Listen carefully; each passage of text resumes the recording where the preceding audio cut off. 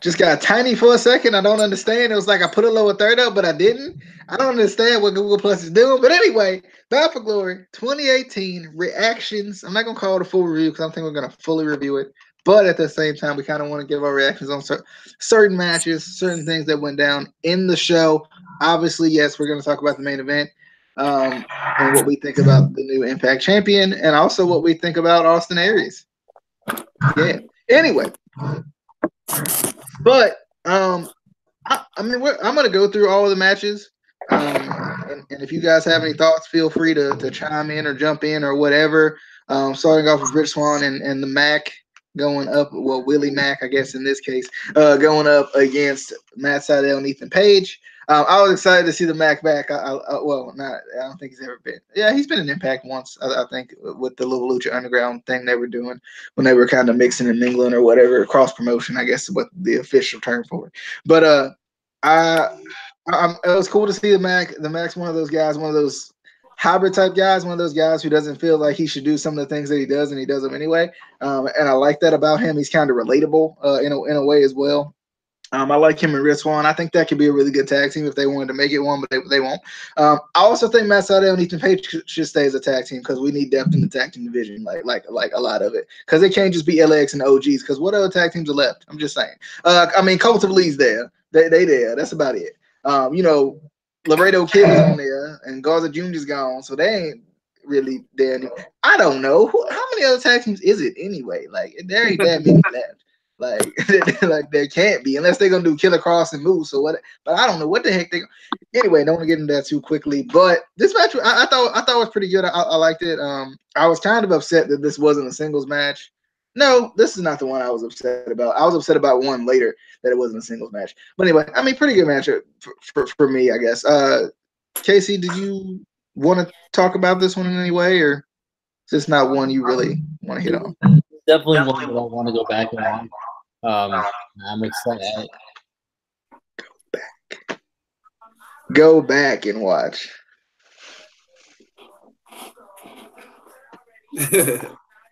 Tractor Beam. Okay, this is definitely one I want to go watch. Yeah.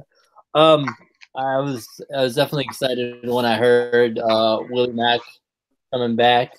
Because he is obviously DJ loves him, but I also liked him back in Lucha Underground. Who's like DJ said, one of those hybrid guys that like you don't think he should be able to do the things he does, and then he does them, and you're like, but how though?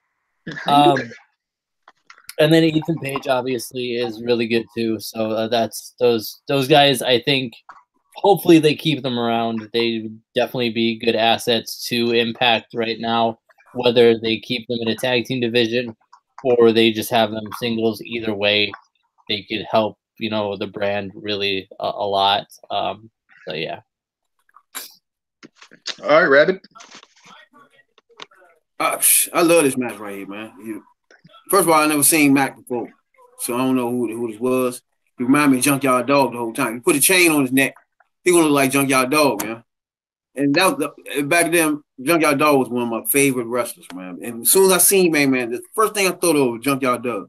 But man, a beast, Slim. And I never seen him wrestle before. I need to see him some more, of course.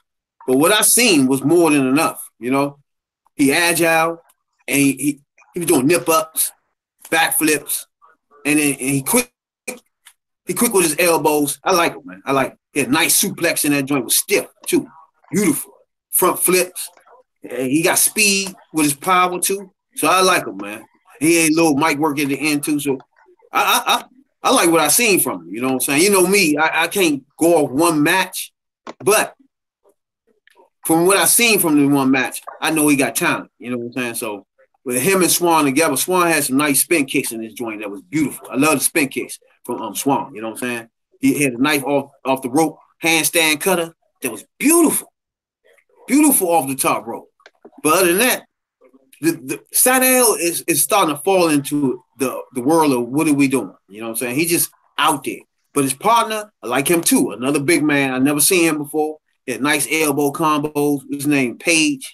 I like his combos. He had nice combos out there, joint. But Seidel, I don't know what's going on with him at all. But I love seeing Mac. He remind me of JYB. I mean, Junkyard Dog. You know what I'm saying? That was my man. DJ. All right. Moving on to the next match, we had the Eli Drake Open Challenge. I heard about this beforehand, and I thought it was against Abyss because I only saw the Abyss part. But it was James Ellsworth, and the crowd absolutely hated him. Like, it was hilarious. I don't know. Like, I feel like Impact was trying to like build off of the James Ellsworth was over in WWE type thing. And they did a terrible job at that because he was not over at all, and nobody liked him. So that was interesting. But I thought his promo was not too bad. I know he tried to take a couple of jabs and tried to make a couple of jokes, and some of them were funny and some of them were not. And he got killed, as we're not surprised by Eli Drake. I think for a jobber match, Eli Drake looked good in this. This is probably the first time I felt like Eli Drake was just hitting tonight for whatever reason. I felt like his open challenges and the promos within the open challenges have been, especially recently, have been not bad, but monotonous to a certain degree. Like they've been like almost like routine, I guess, where it felt like it was just the same thing over and over again and you were getting bored of it. But tonight, like it felt like he was just hitting on all cylinders, and I don't know what it or at Bound for Glory, it felt like he was hitting on all cylinders. And I think that's good for him. I hope they got something actually playing for him instead of absolute crap that they have him in right now. But it was cool to see Abyss come out because he kind of afterwards he was like, "You bring me this garbage. I wanted world champions. I wanted Hall of Famers." So I like that Abyss came out, and obviously he got him, but still, I want to see Eli Drake do something more. That's kind of what sucks about not having some sort of mid card title. I think in Impact is that it really takes away from some of these other guys. I think Eli Drake is a world champion. I think Eli Drake's a main eventer, but at the same time, you can't always have him in the main event. And I think there's got to be something else for these guys to fight over. But at the same time, they can't keep bringing it back and then tossing it around and then never defending it and then all this and then taking it away for the 100th time. So I don't know if I'd rather them bring back a mid-card title or not. So, but anyway, Casey, you got any thoughts on the match we had here? So your boy was out there. I'm assuming in this, Eli Drake was booked as the heel, right? Yeah, so it was supposed to be. That's the problem.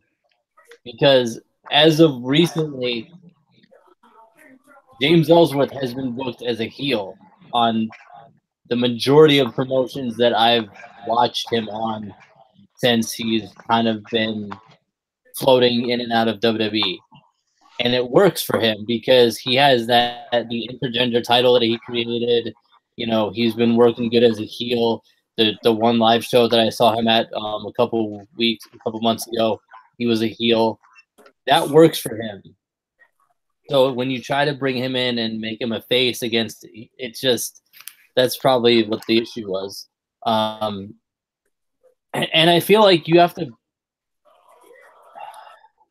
It depends on the crowd with him. I feel like you have to build this up. Like, okay, James Ellsworth is coming.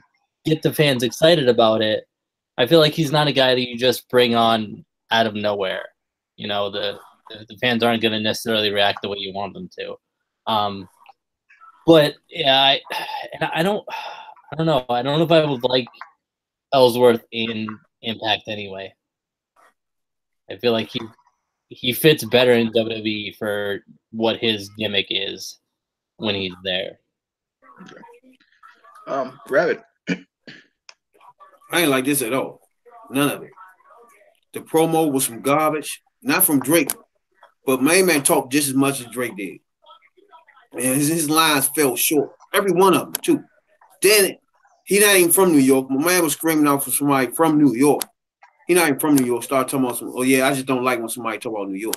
It's like, nah, that ain't gonna work, man. That whole thing fell short to me, man. And Eli Drake always good on the mic to me. You know what I'm saying? So it wasn't nothing different. It just main man. This whole thing was just trash. DJ.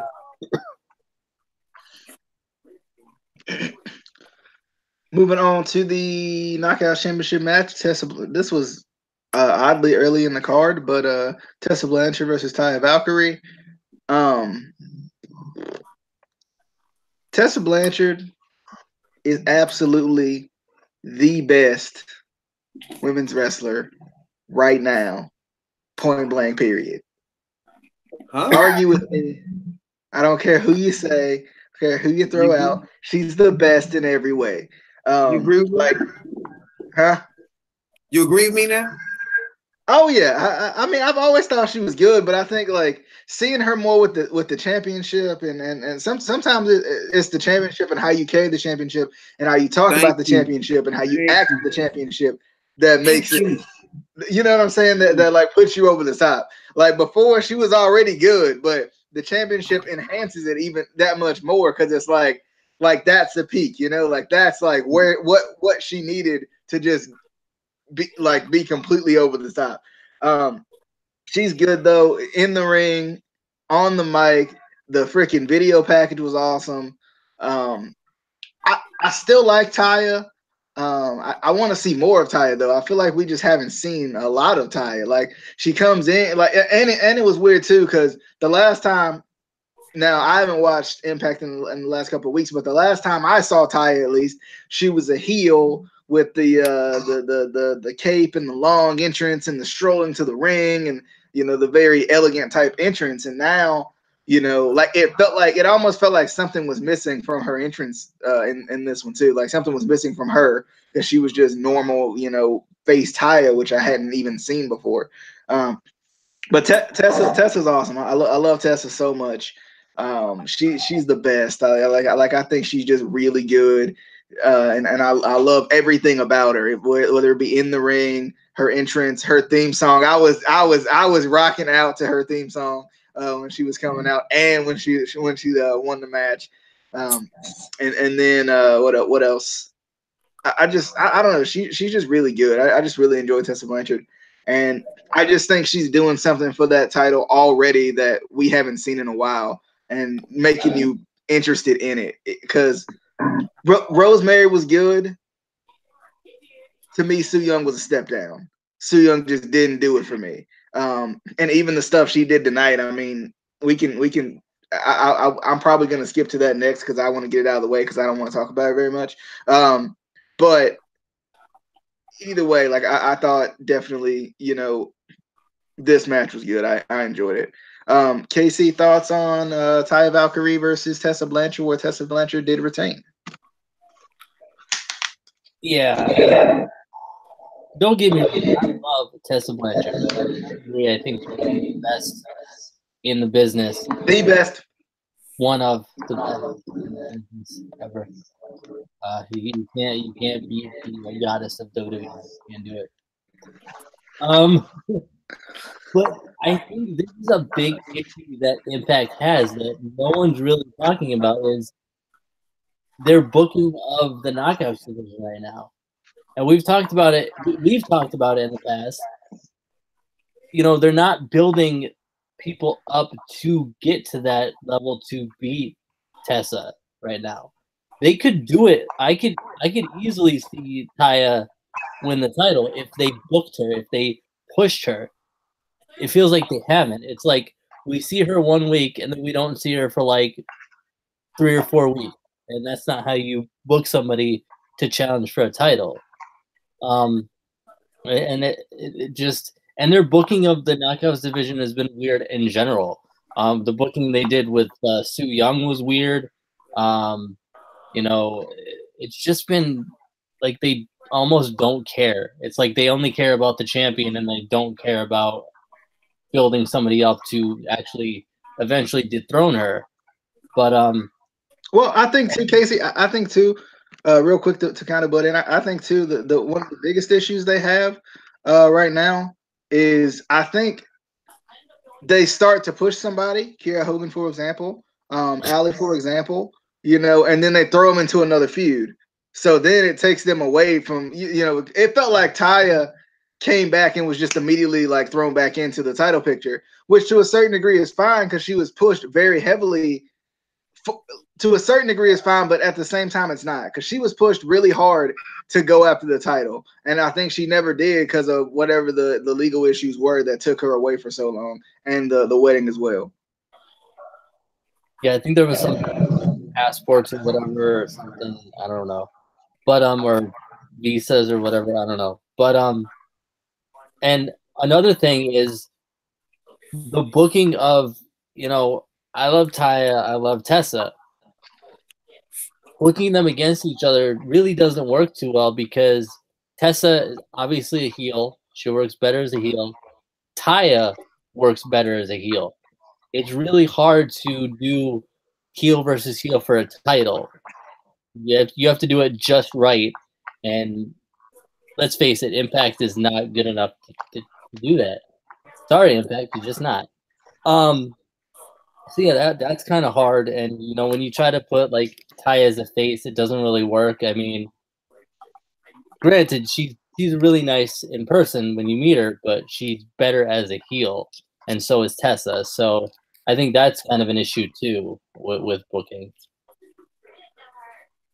All right, Rabbit, you got any thoughts on the Knockout Championship match?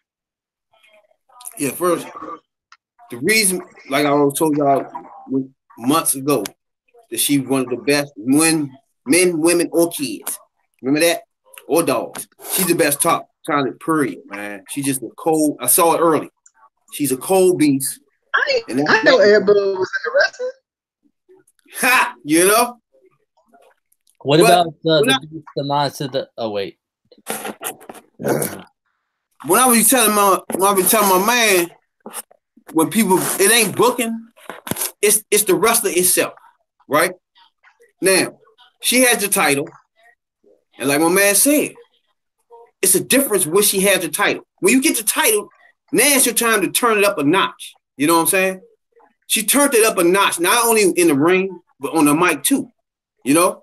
So now, as we backtrack, Rosemary, Young, Allie, who was the other big girl? It was another big one. All had the titles, and all made me say one thing. They dropped the ball.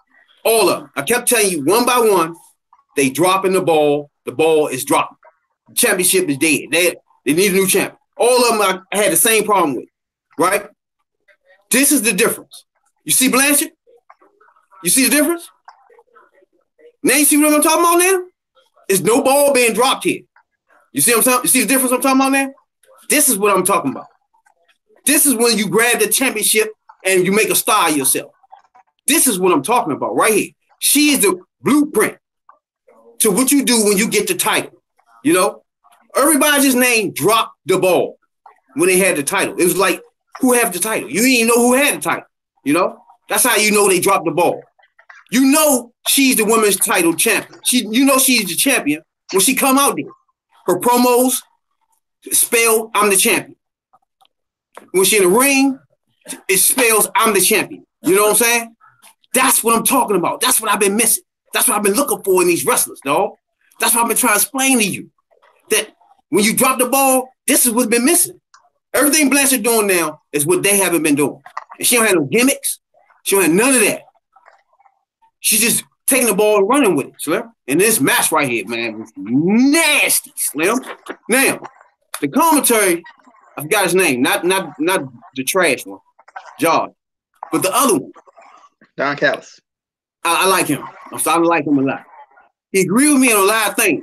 First one, he said, Blanchard is top talent in the world, period. Man, he said specifically, man or women.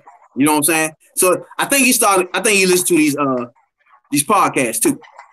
Then he go on to say, I seen many of Tara wrestling matches, and she never ever looked this good. We agree again. I never seen her look good ever. And obviously the commentator didn't either. Until tonight, she had a nice match, man. It wasn't perfect. She had some slip-ups here and there, but wasn't nothing where you could say, man, she had a terrible match. She had a good match, and this is the first time I've seen her even look alive. It was a good match. It was. She played more on the mat. She had combo submissions, beautiful joints too. I liked it. When she stayed on the mat, that's good. That's good. When she started trying to do extra flipping and flying around, that's when things look clumsy. She got the big boots on. It just looks ridiculous. You know what I'm saying? But when she was on the mat with the combo submissions, that was pretty. That was some pretty stuff she was doing right there. You can't take nothing away from that. But Blanchett with the neck breakers and the cold breaker and the suplex, oh my God. Then that pretty cutter that she did off the top rope. No. Blanchett is just a beast. Shorty brought her A game though. Like, you can't take nothing away from Tara. She brought an A game in this, even though she don't really have an A game. You know what I'm saying? It's not really A. But the combo submissions, man, was just beautiful. You gotta give her credit on that. Even the commentary had to give her credit that she was in this match. It looked good. But Blanchett is just a beast. She's just a beast, though. DJ. Alrighty. Moving on. Let's see. The Rosemary. No. Oh, dang! I pull out the cat out of the bag. Allie goes into the realm, or Allie went to the casket, okay, to go save Kiera Hogan. She talked to James Mitchell beforehand. James Mitchell said, "Don't touch your soul when you see it in there, or you can't get out." Yeah, I was confused too. So she went in there. You know, she saw Kiera was in the casket. They did a pretty good job on her makeup because I thought she was dead. So I thought that was pretty good. Or she did a good job sleeping on. But anyway, she saw Kiera Hogan in there, and then obviously her and Su Yung, they get to go in it and whatnot. And eventually they're trying to get out because Allie did touch her undead self or soul or whatever. And then they try to get out. James Mitchell was like, "Remember what I told you? I can get you in. I can't guarantee you're gonna get out." Rosemary ended up opening the casket and getting him out. So Rosemary is back in some way, but she's still in the realm of Su Yung, and they back in the Bound for Glory, the Comda Arena.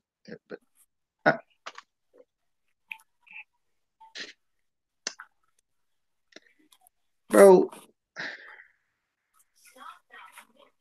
I'm trying to come up with words right now. I really am. But I have not a lot to say about this.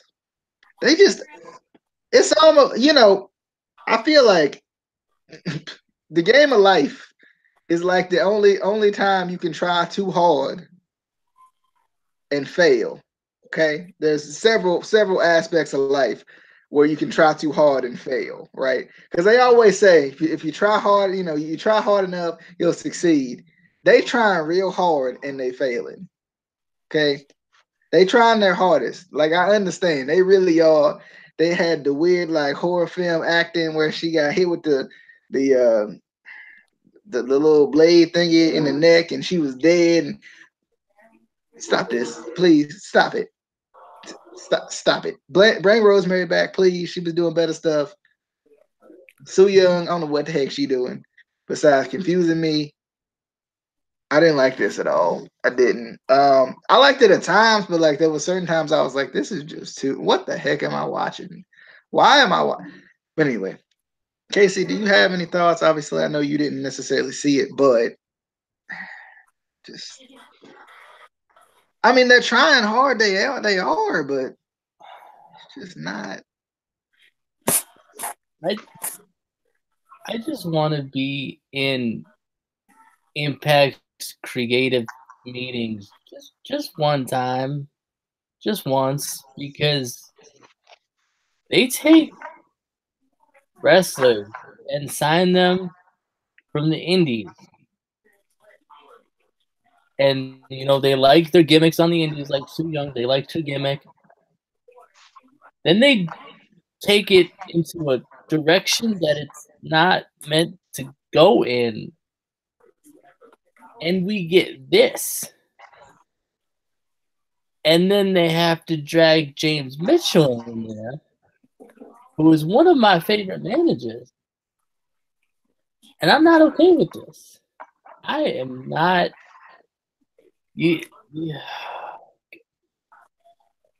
they need to stop they need to stop ruining people's gimmicks and trying too hard and taking it to a place it doesn't need to go. And they almost get to a point where they almost get to a point of no return. And I think that's what they've done with Su Yung. They've gotten to a point of no return.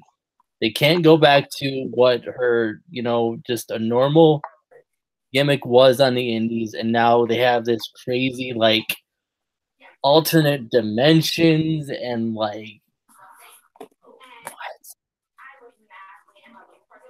Well, I think too. I think Casey. I think the biggest issue, man, is they're trying to do something that WWE could easily do in the 90s, right? Like this is it's almost very Undertaker-esque to me, which was fine in the 90s, which was fine when he came out. But now it doesn't fit anymore. It doesn't mold anymore. Well, and they could do they could do Su Young's gimmick on the indies. They could do a Bray Wyatt type gimmick or something dark, or a Rosemary, kind of something dark. But when you take it too far like this, that's where it's wrestling fans like dark gimmicks, we do. But it's when you get into this weird alternate dimensions and we want more reality in our wrestling, even though that's kind of a stupid statement because wrestling isn't reality, it's wrestling. But he just needs to get out of her contract and go back to the movies.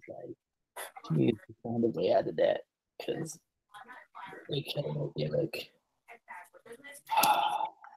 I still don't even know what her gimmick is. Rabbit. This is a waste of time, right? It's trash, waste of time. The only thing they got left now, like you said, Su Yung, that gimmick been gone. I told you that a couple of weeks. That she been this. She need to put herself in the casting now. That's over. Ali, her, I don't know what they're doing with her. They're messing her up too. Rabbit, I will say one positive thing about this. Rabbit, I'll say one positive thing about this before you go on. Ali was looking good, boy. Oh my god. Sorry. The only bright star.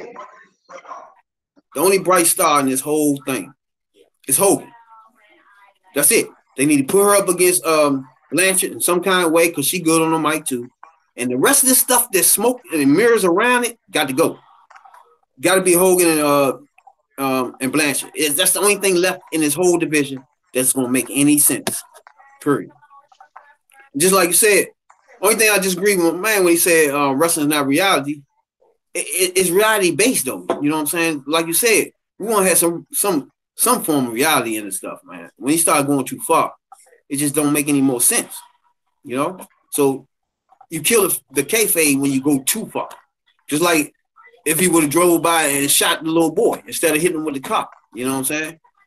That would have been way too far for kayfabe, and nobody would believe that. You know what I'm saying? So some things just you going too far with the casket stuff, man. The thing blew. She blew. Her character been blown for a while now. You know what I'm saying? So she been rolling on life support for a minute. So they need to pull her out the joint anyway. You know, and start bringing back some of them girls that I miss with the Wolf Girl and you know what I'm saying, Shotsky, whatever the name. I miss these girls, the ones that can wrestle. I can remember them names. Whenever I remember your name, that means you can wrestle. You know what I'm saying? That's what I'm talking about. DJ? No, well, it was Eddie Edwards versus Moose. Disqualification made this into Eddie Edwards and Tommy Dreamer versus Moose and Killer Cross. Killer Cross got involved. Tommy Dreamer came and helped out his old buddy Eddie Edwards. Wait. One thing. Anybody notice the small ring? What they playing? A kid ring? What was that? Speaking of small, I didn't like this arena for the biggest pay-per-view of the year. That thing was terrible. I didn't like it. It was too small to me. To me, I think if you're gonna do a pay-per-view, you should be in a pretty decently sized arena I don't care if you got 20 people in it. Like it don't matter. Let them take pictures all they want to. I don't care. It needs to look. It just needs to look big to me. Like that's my thing. That was something I wanted to mention at the beginning of the video, but I forgot about it. I appreciate you bringing that up because I did. I forgot. Yeah, and it felt like the guardrails were really close to the ring too. Like I was like, how are they doing these dives? Like how are they not killing themselves? It was just crazy. But Eddie Edwards and Tommy Dreamer versus Moose and Killer Kross.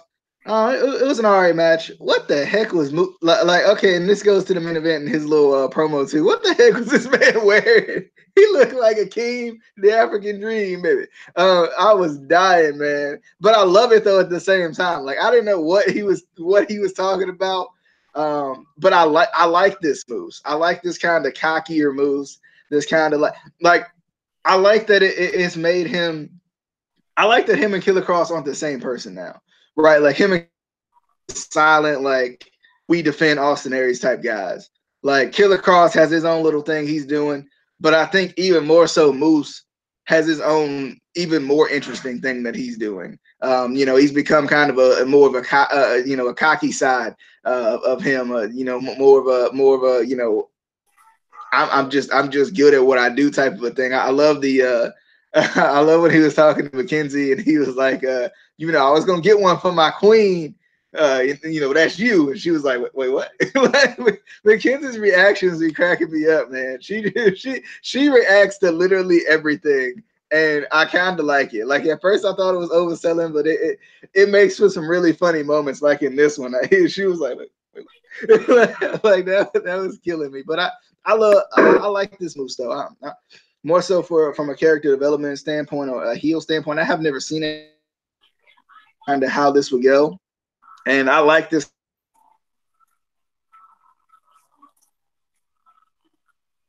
What was that? Go ahead. Your tongue went out. Oh, my bad. Oh, but I was just saying I like this this kind of a little bit more out there kind of moves. I think it was good. I was a little bit upset though. This was the one I was upset about. I didn't want no friggin' tag team match. I wanted Moose versus Eddie Edwards. That's what I wanted. Plain and simple, one-on-one. That's what I wanted. That would have been a good match.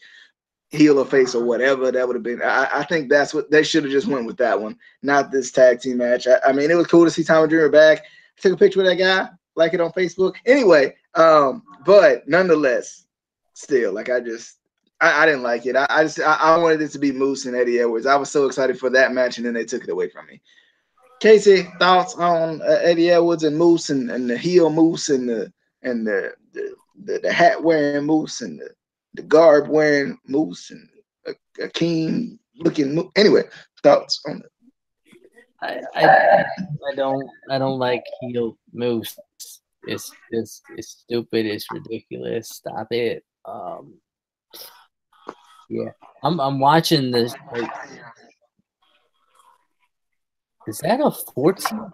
Like, trying to figure out what size ring that is. That is really small. Like, that's what I'm saying. What is that? They take 2 steps and that's it. Like, I'm pretty sure the ring we train in is bigger than that. Joint out back in your backyard bigger than that joint, Slim.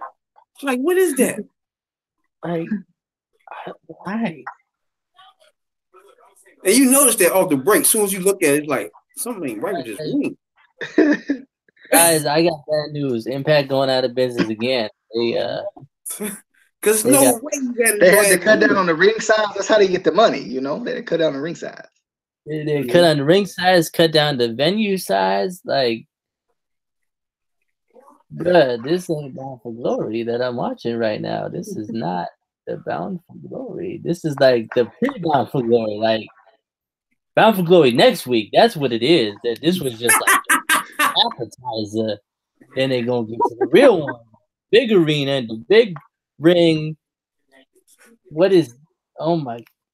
But yeah, I don't like heel Moose. That's it. Like, and Tommy Dreamer. Like, I love you, but like, you can stop. Like, they don't need you. These guys are already over. Like, stop trying to use legends to get people over. Like, stop. Eddie Edwards is already over. Moose is already over. Stop. What about Killer Cross? You ain't saying nothing about his overness. Yeah, he did. I don't know what they're doing with him. He there. He there. That's pretty much he there. Like, he there. I feel like they have not developed his character at all. At least Moose feels like he's something different. Like, I mean, at least Killer Cross just there. Like, at least you got an opinion about Moose. Killer Cross, you like, yeah, you know. He's right. he dropping the ball. That's why, man. This was terrible. It was just wasted time. Eddie Edwards did the Boston Knee Party the first 2 seconds of the match. Like, what? And then Moose looking, he Muhammad Moose now. It's like, what are we doing, man? Then he come down with a bunch of females. Then you got old Dreamer out the joint, man. I don't even want to see Dreamer. I don't know what y'all talking about. I don't want to see Dreamer no more. I don't want to see him on the mic. None of that. Why he there? It's just blowing me. And Killer Cross is starting to drop the ball. Because, like you said, I said from the beginning, I love this group right here. It was the best thing they had going at the time, right? And to give the two the chance to get their characters together. But the only person that's really stepping up getting their character together is Moose. Killer Cross is not doing it. So he kind of dropping the ball. This is an example of dropping the ball too. When you got somebody that's not dropping the ball right beside somebody that's dropping the ball. You know what I'm saying? That's how that is to me. And my issue is the Impact screwed up putting him in a faction too quickly.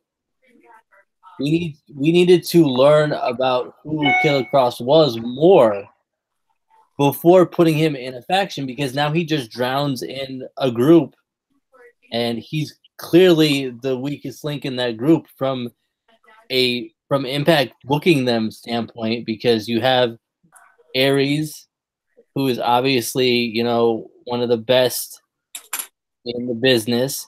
You got Moose, who is over. Then you put a new guy in there. He can't develop with these two massive, you know, egos there. He needed more development on his own before you put him in there. It just doesn't work. No, see, that's why I disagree at. Is you have the time on air, just like main man beside you do.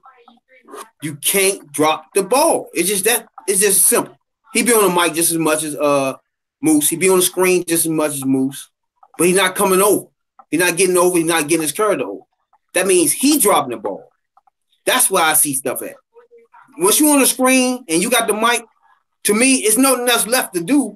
You drop the ball if you ain't becoming no star. If people ain't catching on to none of your catch, he don't have nothing catchphrases. He don't have nothing going on with that. So he's dropping the ball. Literally dropping the ball. And it ain't fault of the fashion, because the fashion is what's helping him stay alive. You know what I'm saying? It's the fault of him. You gotta step up and be something. You know what I'm saying? On your own. And Moose doing it. He in the group now. He doing something different. Real easy. You know what I'm saying? Stepping up and making this. They can break him off now. They can have it with him go up against Aries now, because his whole character is now set. He can break off. You see what I'm saying? So once you in a group, you in a group so you can develop yourself. If you're not doing it, you drop the ball. That's as far as I'm concerned. DJ. But what Mike, like, and I haven't been watching Impact as much as I would like to. What Mike Rick has had, I haven't seen him on the mic. Ooh. I've seen Aries on the mic. Killer Cross been on the mic. He been doing promos too. I think as far as promo time, I think obviously Aries has gotten the most time out of all of them. But I think Moose has gotten more than Killer Cross, simply because it's all about why Moose, why. He got that promo. You know, he got the whole thing with he got the thing before this match. He got the thing before this match. Killer Kross didn't get anything special. He got even the little interview before this match was the continuing to develop his character. And then he got the little backstage segment with Eddie Edwards. I think Moose has had more individual things kind of by himself on his own, apart from the group, than Killer Kross has. Killer Kross just has, like we said, it's just been there. He's just been the heavy hitter. I swear, if they say that one more friggin' time about a friggin' dude standing behind somebody else, I swear. And again, that Impact. They're not giving him that time. The idea, Impact is the promoter, and wrestlers themselves are promoters. The job of the promotion is to push their talent. The job of the talent is to push the promotion that they're working for. If the promotion isn't pushing the talent, giving them enough time to develop, that's the fault of the promotion. They're not giving him enough time as much as the other guys. They're giving most of the time to Moose and to Aries. They need to give Killer Kross more time to let us know who he is, to kind of break out. He can't do anything if Impact isn't giving him the time. But I think too, I think it's been hard for Killer Kross to get time simply because Killer Kross came in as what? He came in as the guy who didn't talk. He just beat you up, and his actions spoke for him.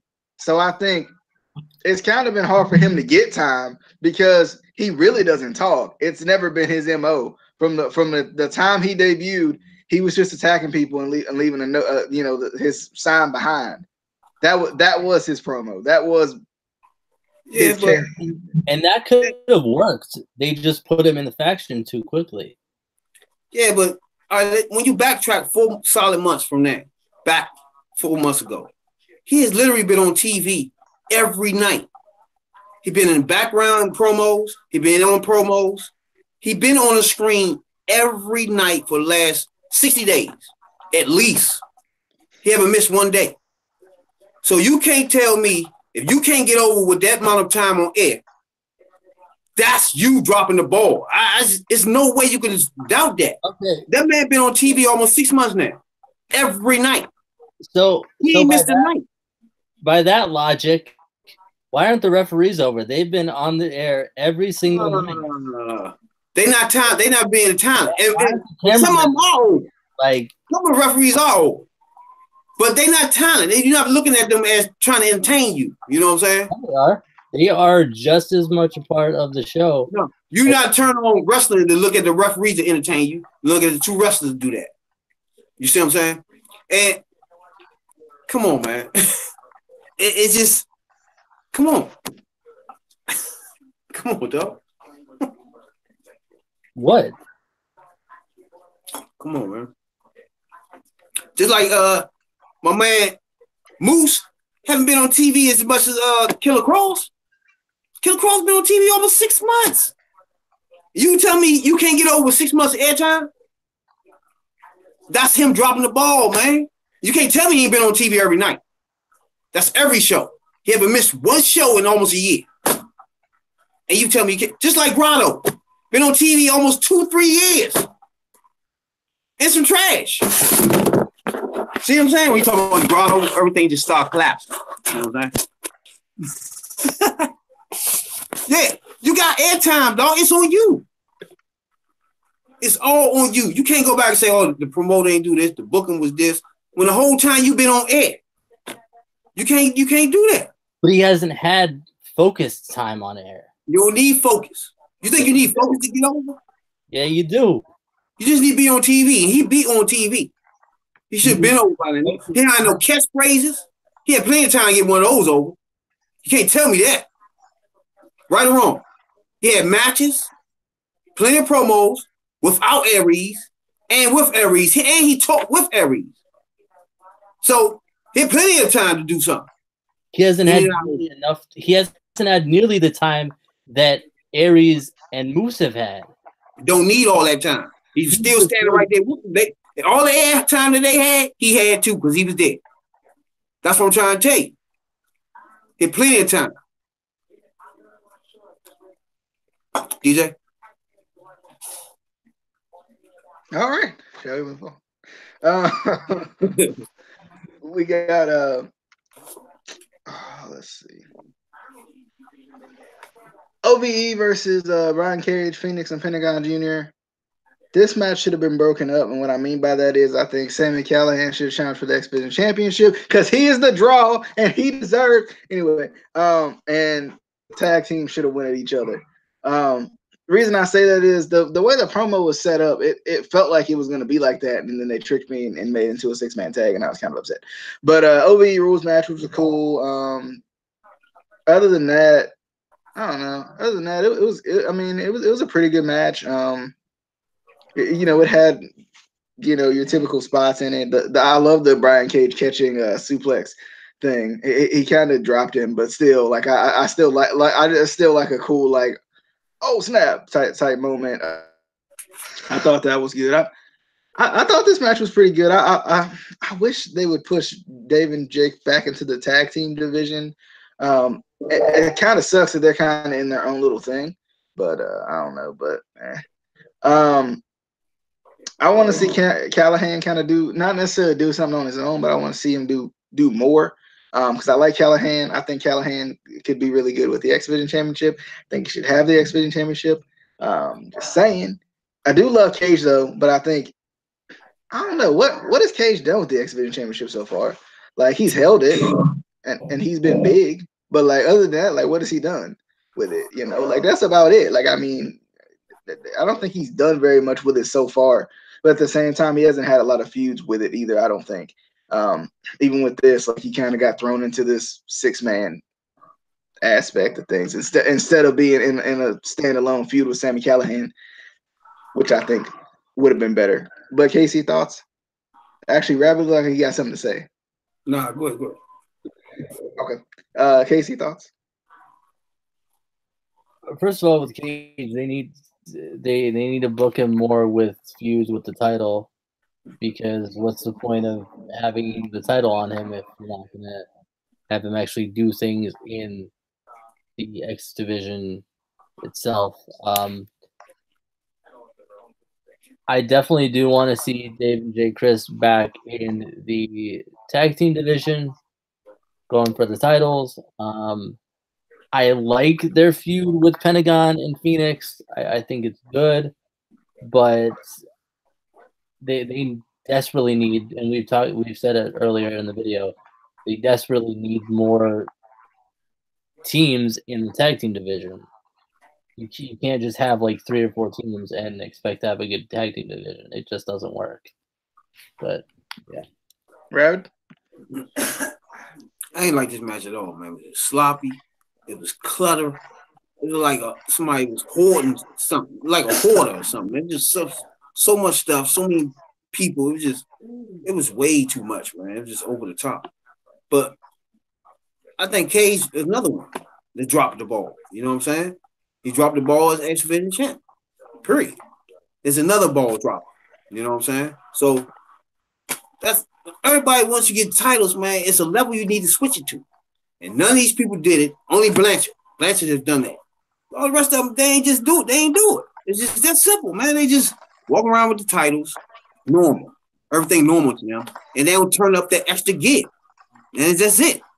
It is this match was just crazy. I couldn't stand this match at all, man. I couldn't even. It was hard for me to look at it, man. It was just so much stuff in the ring. It was just what was that, man? DJ.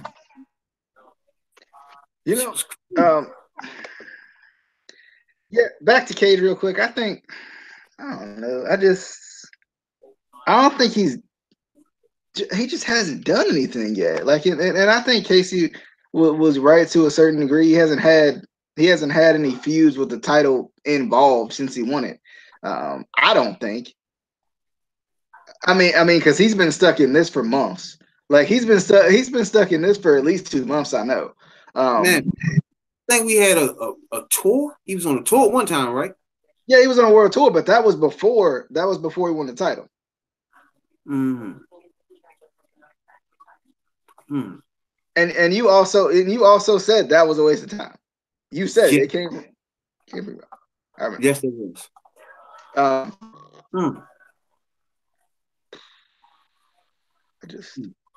Casey, what you think about your man Swole Green? I think, like I said, they need to push him in the division that he is the champion. Like, he needs feuds there. They need to focus him more around the title if they're going to keep the title on him.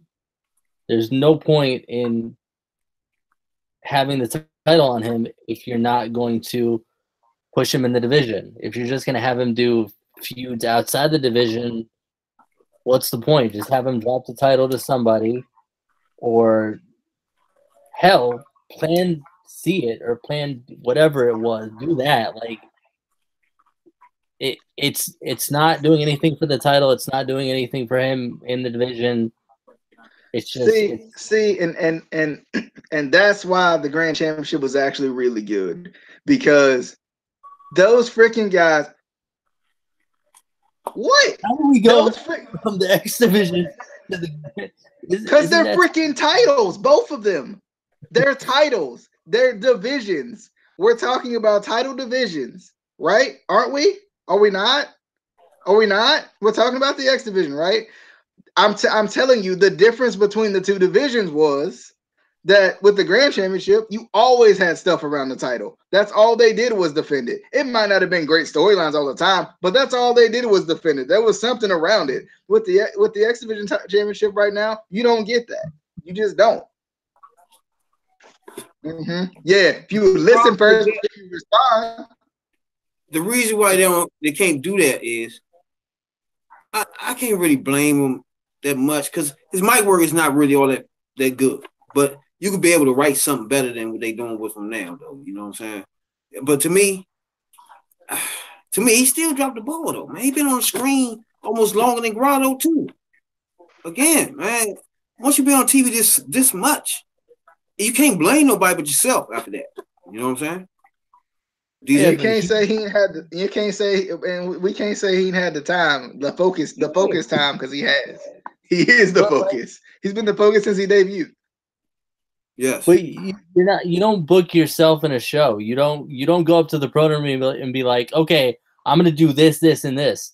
The promoter tells you what you're gonna do. The promoter tells you what storylines you're gonna be in. It's the promoter. You don't just walk in and be like, okay, I'm gonna do this. Not how it works. But at the same time, as one of the guys, like the actual main guys in Impact right now, his booking as of right now has been solid. He's been booked strong the whole time. Now, what he's done with it is up to him.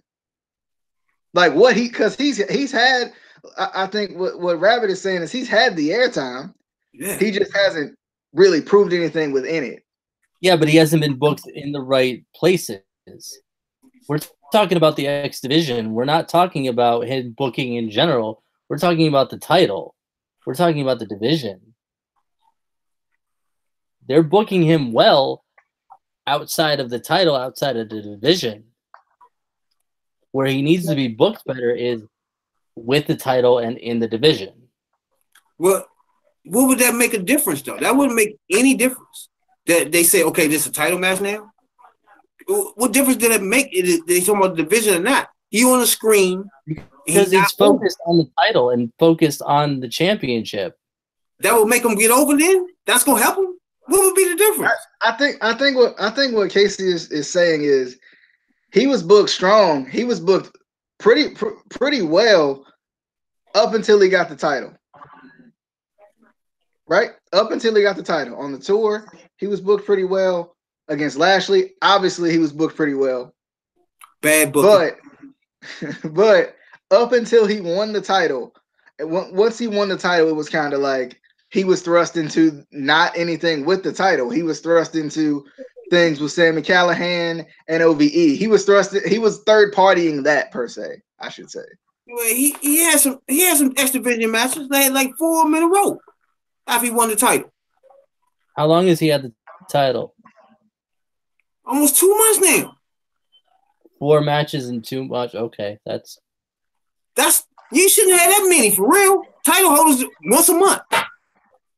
He just dropped the ball, man. It's just hard to get around the fact I do agree with that. That's a lot of defenses into. That's a lot. If we're saying from a time frame of 2 months, 4 matches. I mean that's every other week.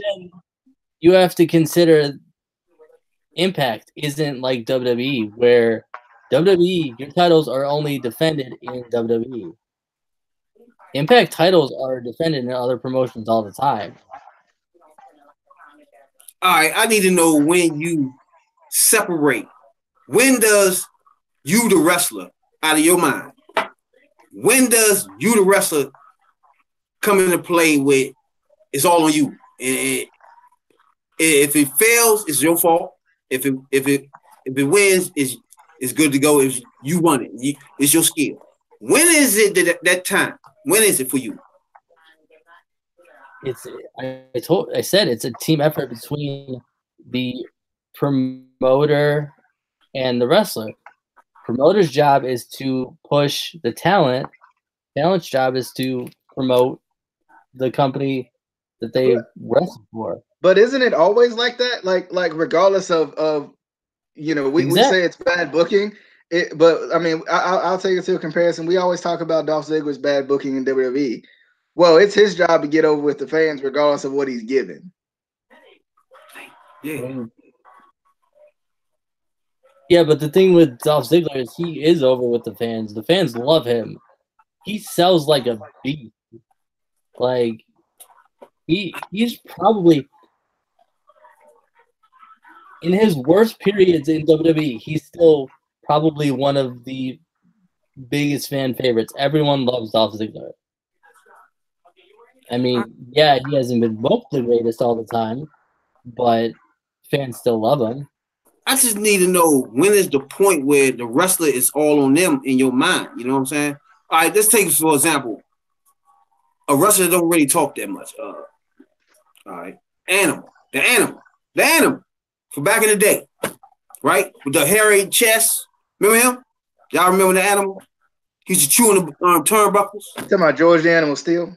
Yeah. He's chewing the turnbuckles. You can't name one promo that he spit. He didn't do promos. Was he over? Yeah. Without saying a word. Right? Right? And he wasn't booked special. He almost lost every match he went into. But he just chewed up turnbuckle. Yeah, but first of all, that is a completely different era in wrestling. Oh, no, don't do me like that again. It's not the... Yeah, it is. Ain't gonna do the era. The era is it professional wrestling? Is it still that? Okay, so we're talking late 80s, early 90s. What did we have? The frame has nothing to do with what I'm saying, though. The era, it doesn't matter. Yeah, it does, because what did we have there? Over the top. Who did we have? George the Animal Steel, over the top. Hulk Hogan, over the top. Macho Man Randy Savage, over the top. Ultimate Warrior, over the top. Fans wanted over the top then. The Animal was over the top? He barely talked. He chewed on turnbuckles. Thank you. He made his presence felt. He made his time. The little bit of time he had, he figured out a way. He was a crazy character. Listen, exactly. Yeah, he barely had time, right? The little bit of time they gave him, he found out the way to expand his time to become a star without even saying a word. But that wouldn't work. What he did would not work now.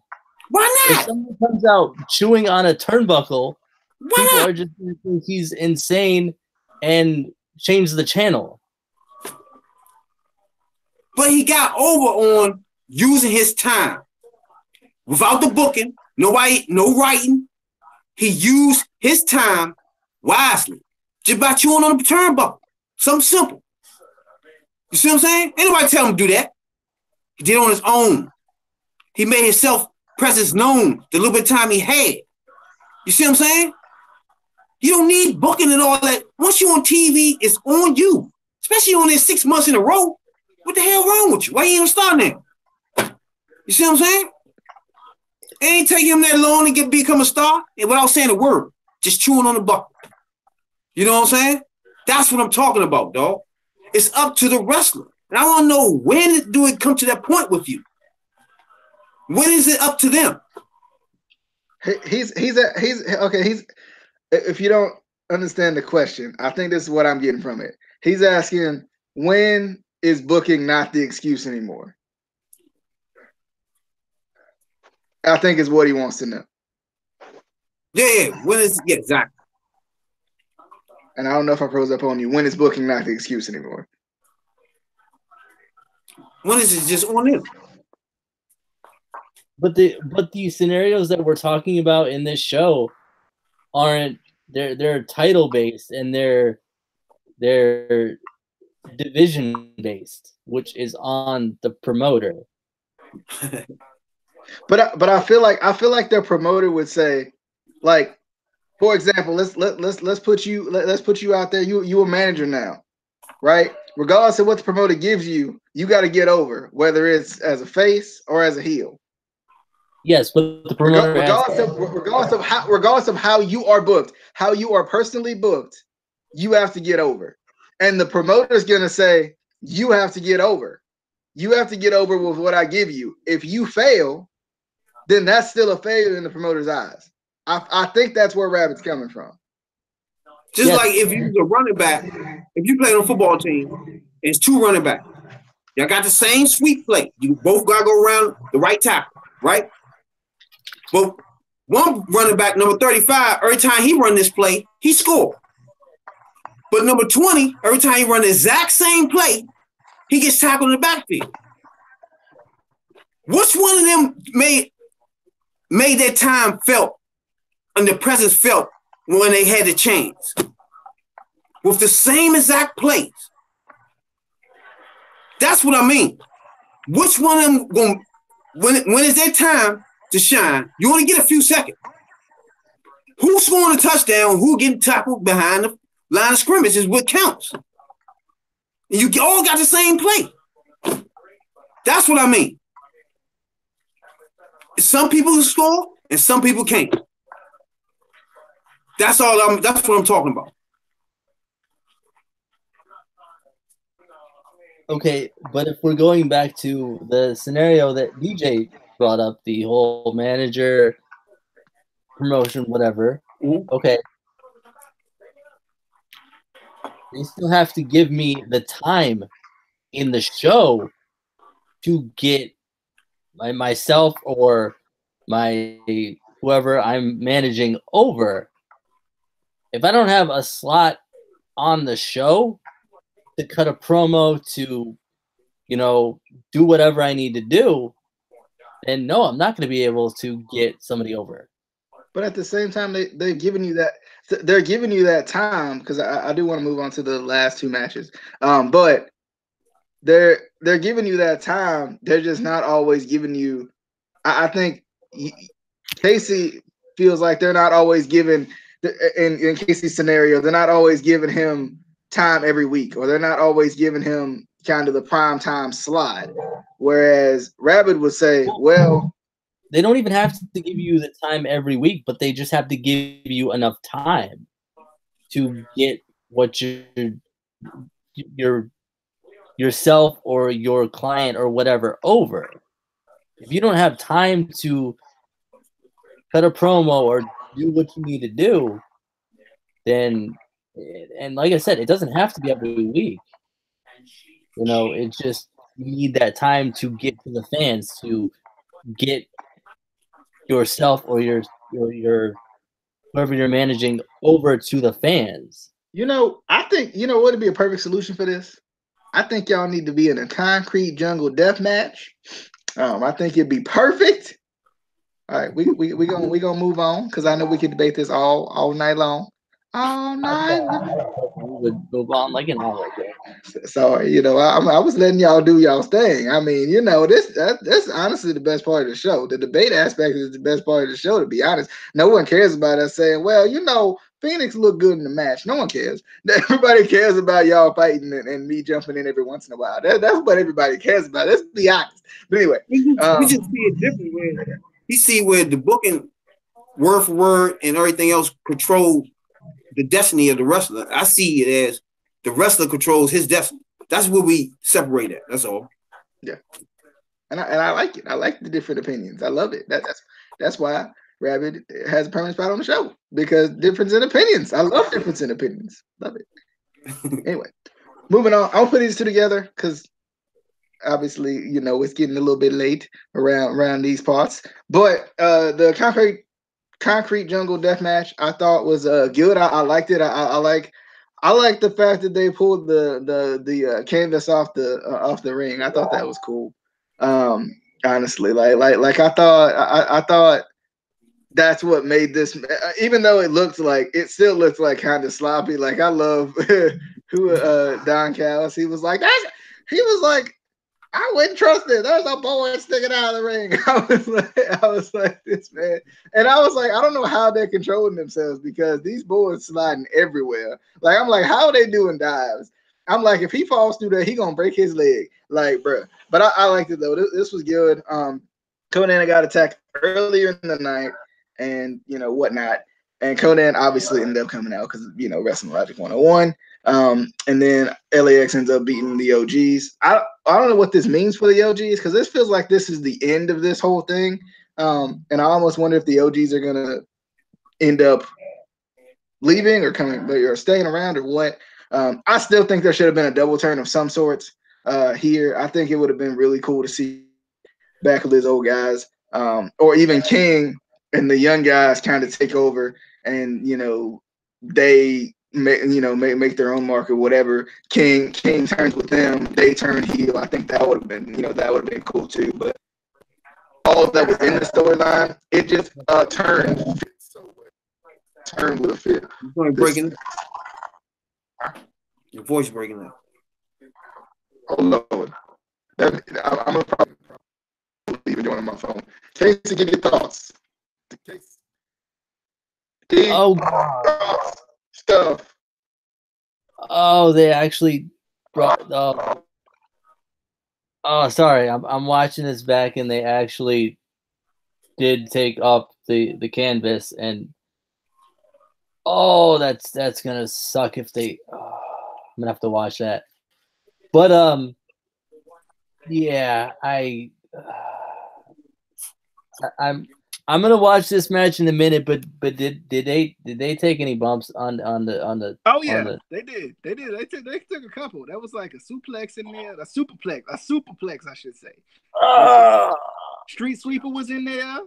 What else? They did some crazy stuff in this one. Ow! Yeah, for those people who think that wrestling rings are soft and nice and yeah, no, it's literally just a little padding and wood. That's not just a gimmick. That is literally how. Ow! I can't even watch this match now because I think they should have brought in some light tubes. That's what they missed out, man. You know what? If they put light tubes on that, I'd be like, okay, at least it's gonna kind of break the impact a little bit. Like it is literally steel and wood and ow but yeah, I don't know where they're going with this whole storyline. I hope it ends. I really do. I love LAX. I love Homicide. I love Hernandez. I don't love them in this whole storyline because it's going nowhere, and it needs to stop. It needs to stop. Speaking of needing, more tag teams in the tag team division, you have two right here that you're wasting in a feud that's not going anywhere. Put them in the tag team. I'm just saying. I mean, there's a few that gave us a good match though. A good blow off match that hopefully is the end of this feud because this feud been going on forever. Yeah, that's the thing. I'm not saying the match is bad. I'm just saying like the feud, it just needs to die. Yeah, the joint should have been dead a long time ago. This match was decent though, man. Man, nice suicide dive over the top rope on the floor was beautiful. You know what I'm saying? But when they did that little entrance, man, where they were jumping up and down, the crowd was quiet. They was like, ain't nobody know what the hell they was doing at all. You know what I'm saying? They just jumped up. You know what I'm saying? I don't know if y'all have seen that part when they was huddling up in the beginning. You seen that part, DJ? Yeah, I saw. But everybody was just quiet, like, what the you know what I'm saying? What are they doing? You know what I'm saying? That right there was crazy. But other than that, the match was decent itself, you know what I'm saying? But the LAX thing, it played out the way I thought it was. I always knew that Conan wasn't gonna get physical the whole time. I already knew that. But he was just there for Mike. Yeah. Did you see him no sell that? Did you see him no sell that attack? He came out like he was completely fine. That man looked like, when he got attacked, he looked like an old man on Life Alert. And then he came out there like nothing was wrong, bro. I'm like, what? It's just silliness. It got real silly. Terrible. DJ? He looked like that. He looked like that old lady from Life Alert, like he did. Like I was like, bro, hold up, my phone on 20%. We got to go quick for the main event. I'm sorry. We got Casey. I'm gonna need you to end it too because I don't have an end button no more. But anyway, you can kind of give your thoughts as you talk about Austin Aries and Johnny Impact as well. Main event. Yeah. Oh, you have. I watched the superplex and God. Rip. Rip tool. Austin Aries versus Johnny Impact. Ty Valkyrie was by Johnny's side. Obviously, Killer Kross and Moose was by. I can't believe that man. Austin Aries' side. I can't believe that man put that guard back on. That man. Come on, Moose. What are you doing? Anyway, I just thought that was funny. But I thought this match at first was sloppy. Really sloppy. It was like Austin Aries was upset that he was about to lose the title. And I've been kind of reading up on this, and I saw a post about it too. That was kind of like, talking about it. And then I watched the match, and it just felt like it was like, at first it felt sloppy. Like there was stuff they were doing that just looked like it was just almost a shoot, I guess, is what you would say. But like, there were times where it was kind of cool because I think this is when wrestling gets interesting, when you see these like realistic type stuff. But at first I was just like, get under control, like stop it, like this could be a really good match, get yourself under control. But I think I thought it was a good match, but it could have been better. It wasn't as smooth as it would have been if Aries was gonna win, or if Aries would have been like, I don't think he was in his right mind. I think he was kind of upset and ready to leave. It seemed like, because from what I'm hearing, he's leaving, and that's why obviously he lost, and that's why Johnny Impact hit his finisher on him, pinned him. He completely no-sold it and flipped off everybody. That's why that happened. Apparently, he was legit like upset that he lost the title. And I don't know. That's the one thing I don't like about Austin Aries. He comes off entitled to me. Like I don't like that he's a guy who talks about all his hard work and all this and how he's had to work hard, but then he won't give back to anybody. Which to a certain degree I get. Like, once you get, you get that success, you don't want to give it up. But at the same time, it's like professional wrestling is a selfless business. Like it's so selfless. And you have to know when it's time to hang it up, or when it's time to let go of the title or whatever. I thought his promo was awesome. I thought the video package was awesome. I thought he's been doing really good with the title. I honestly, I mean, I know he was, I guess, legit mad, but like his heel mannerisms in this match were really good. Like he looked like a true heel tonight. Like he always looks like a heel, but tonight it was like at another level. Like you could see it in his face. It was almost like a really good actor, like a really good evil actor. It looked really good. Like the black trunks, the facial hair was a little bit different. I think his hair was a little bit different. It just had a different feel to it. And I loved it. But I think like I said, it was just sloppy. The match was sloppy. he was upset. He was doing stupid stuff, and I think it kind of ruined it for me. Obviously, no selling Johnny's finisher was unprofessional, and flipping off the crowd and everybody else was unprofessional to me. But that's what I didn't like. Casey, do you have any thoughts on this? Have you had a chance to glance through it any? I just watched, kind of skimmed through it a little bit, and from what I saw, I am not a fan of Austin Aries anymore. It looked like, from what I saw, it looked like he kind of, the best way I could describe it is sort of sandbagged in this match. Basically, you know, just kind of didn't work well, you know, intentionally did not, you know, work well, which sucks. I get, you know, not being happy that, you know, the promoter decided, okay, we want to put the title on somebody else. I get that. But it's professional wrestling. The key word is professional. And like our trainer talks about it all the time. You know, you got to be professional. You don't no sell your opponent. Like your job is to make your opponent look good in a match. That is your job in you go into. Is to make your opponent's moves look good. You know, make him go, if he's going over, make him look good. You know, that's why, you know, they say the guy getting beat up, it's his job to make the guy beating him up look good, you know. And Aries did not do that. He made Johnny Impact look like crap in this match, winning the title. Just by no selling him. I hope he got a lot of shit in the back. I really do, because I don't care. It doesn't matter how big you are. You just don't do that to your opponent. It's disrespectful. It's unprofessional. You know, it makes you look bad. It makes the promotion look bad. It's just not good, you know. At the same time, though, it's Austin Aries. What do we really expect? He does this pretty much every time he loses the title. Like, we saw it when he lost the Cruiserweight title. Like, he didn't do it this bad, obviously. But like, obviously he left because he lost the title. The last time he was in Impact, he left and badmouthed Impact the whole time he was gone, and then they came back and gave him the title again, which I thought was stupid. And that's like, I'm not going to take anything away from Austin Aries. He is an amazing wrestler. He's an amazing worker.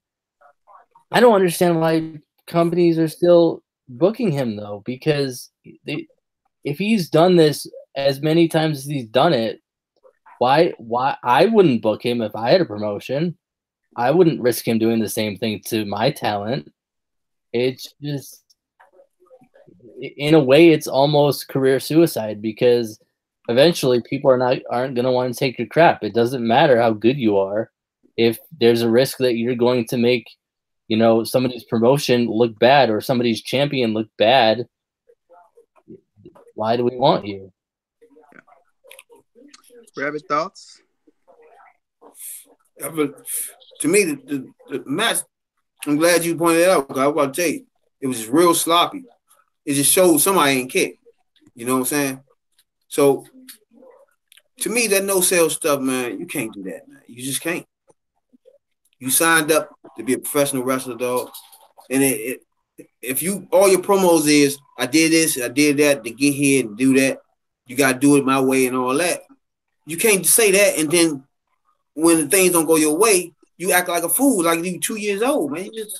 That don't. Then another thing is, they was on TMZ too, him and Johnny, arguing about something, about his wife, you know what I'm saying? So it kind of got personal, you know what I'm saying? So when they was at the Hall of Fame for the Abyss, he stopped in the speech when he was talking to Abyss about his inductor, and started talking about Johnny's wife again. You know what I'm saying? They started fighting at the press conference.